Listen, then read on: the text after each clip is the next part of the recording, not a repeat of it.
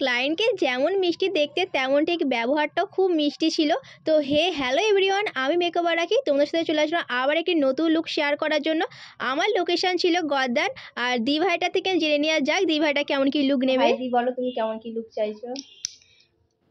তুমি তোমার মতো করে সাজিয়ে দাও। প্রথম কথা, লুক বলতে চুলটা হেয়ারটা মানে আমার একটু এইভাবে করে দেবে, মানে একটু তুলে তুলে এরকম ভাবে কিছু করে দেবে, মানে আমার পেটি আঁচড়ালে মুখে অতটা মানায় না। যখন কিপিং করবো না তখন দেখবে তোমার চুলটা অটোমেটিক ফুলে যাবে, ঠিক আছে? তারপরে তুমি দেখে তারপরে তুমি বলবে যে কি করা যায়। আর আইটা কি এমন গর্জিয়াস না সিম্পল? গর্জিয়াস, ঠিক আছে।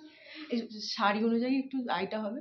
আচ্ছা ঠিক আছে, আইটাই সুন্দর করে করে দিও, আইটাও ভালো করে করে লাগবে, সবকিছু ভালো করেই করে দিতে হবে, কোনোটা এমনি নয়। এটা ছিল ক্লায়েন্টের ফাইনাল লুক।